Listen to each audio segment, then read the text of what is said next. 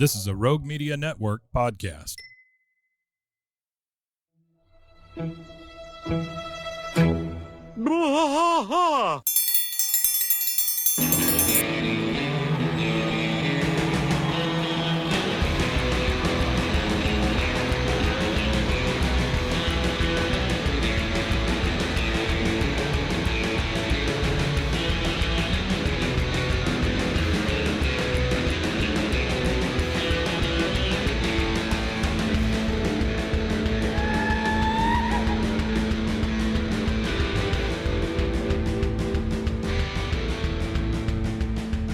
I tried to fight all through the night, deep in the heart of Texas.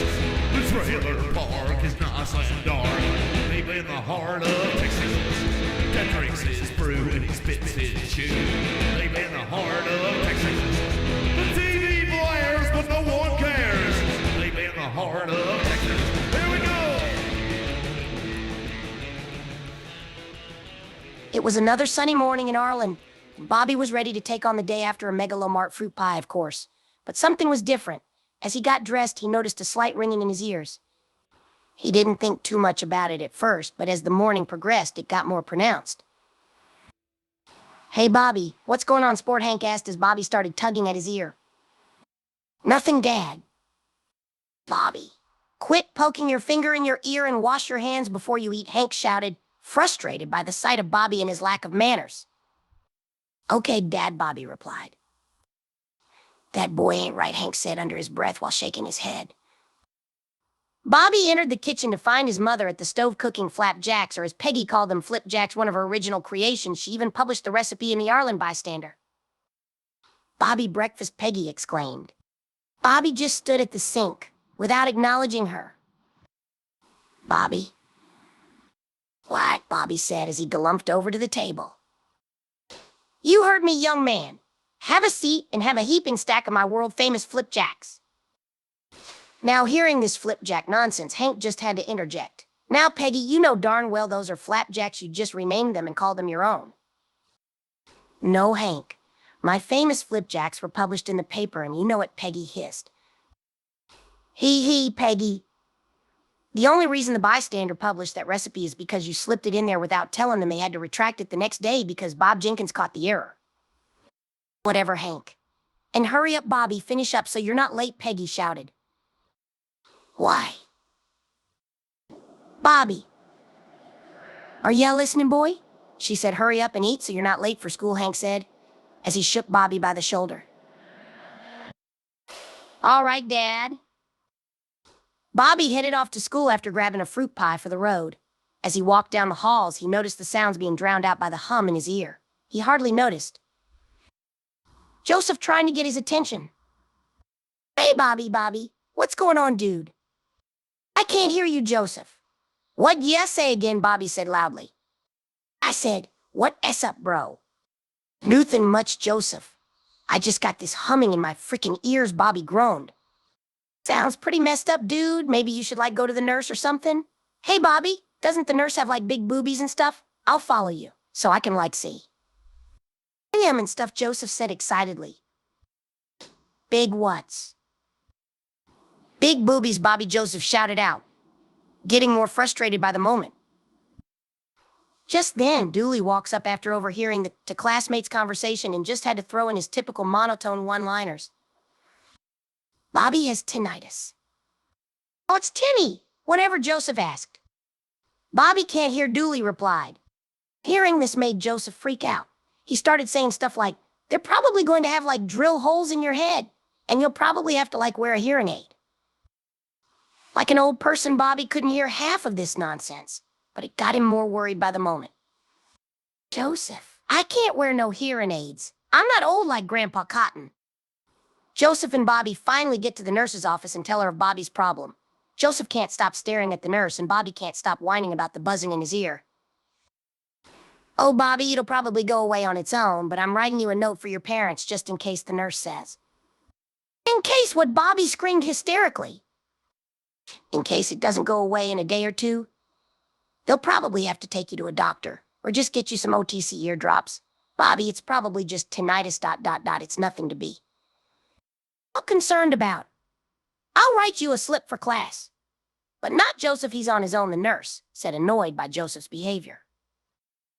Bobby went through the rest of the school day with his serious case of tinnitus, barely hearing a word anyone said, till the bell rang, which Joseph had to point out. Bobby finally got home, where he was met by Hank sitting in his favorite green recliner watching Channel 84, waiting for the weather. Hey, Bobby, how was school?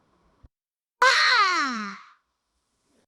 I said, how was school? Hank yelled in frustration. Okay. Just then, Peggy walks in the living room and asks Hank if the weather was on yet. Hank was trying to look at the screen, but Bobby stood in front of it, holding his note from the nurse's office. Move out the goddamn way, boy. I'm trying to see if any storms are on the way. Bobby, what's in your hand? Give it to me now, ordered Peggy. What, Mom? I can't hear ya. I said, give me that note. Good Lord, boy, can't ya hear? Or are ya just trying to test our patience? Hank yelled out as his face turned red as a beet with his fingers on his temples. Here's a note from school. They said I should give it to you. The nurse said I have. Bobby, just give your mom the goddamn note. Peggy, I really need my BC headache powders. Oh, God. Bobby eventually walks over to Peggy and gives her the note. But by the time he did that, Hank done missed the weather. See what ya did, boy. You made me miss the weather, Hank exclaimed with his head in his hands. Oh, Hank, just turn it on the Weather Channel. I'm sure they have Arlen on there. That's right. Every 15 minutes they show the 5-day forecast for the Tri-City area. I should know, because as a member of the press, I have to stay at the top of my game. I'm not watching the Weather Channel. It'd be like cheating on Channel 84 and Nancy. You know how Nancy depends on us being avid viewers of her broadcast. How would I explain it to Dale? Sorry, Peg, there's 3 things I'm loyal to: America, propane, and Channel 84. Hearing this almost made Peggy crumple the note in her angry hands. And our marriage, ... right, Hank? He. Oh, yeah, almost forgot that peg leg. He.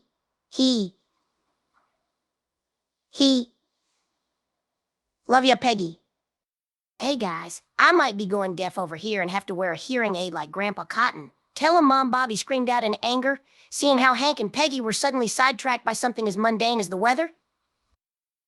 Oh, yeah, Hank, Bobby has tinnitus. We have to go to the Megalomart and pick Bobby up some Similac and ear drops. But first, let's eat dinner. Tonight I made my world-famous Frito pie. Sounds good, Peggy. But dang it, I wish I would have caught the weather. Now I have no way of projecting propane sales for Buck. So, Mom, am I going deaf or what? Oh, Bobby, you'll be fine now. Get ready for dinner, Peggy said. What?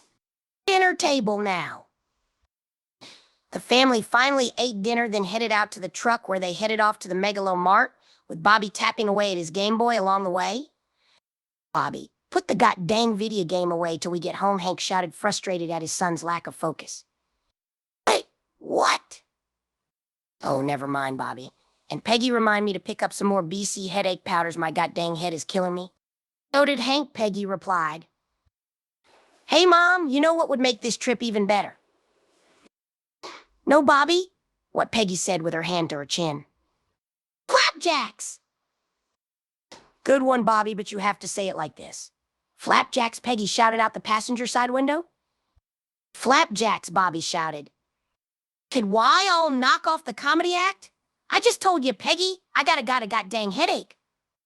Oh, you'll get over it, Hank, ... Tell Flapjacks, Peggy laughed as she comically waved her hands around. The Hill family faded out of sight as they headed off towards the Megalomart, but if you listen close enough, you could hear Bobby and Peggy say, I love this truck. Flapjacks. The end.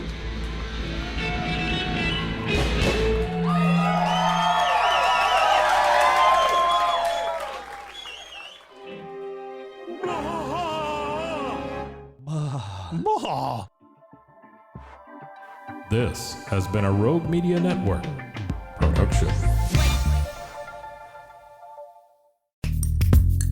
Are you a podcaster? Let's talk podcast hosting. Are you tired of your current podcast host? Need real support in a community that gets it? At Rogue Media Network, we offer top-tier podcast hosting services to help you thrive. From hosting and distribution to dedicated support, we've got you covered. Starting as low as $25 a month. Join our community of passionate podcasters today. Contact us at hello@roguemedianetwork.com.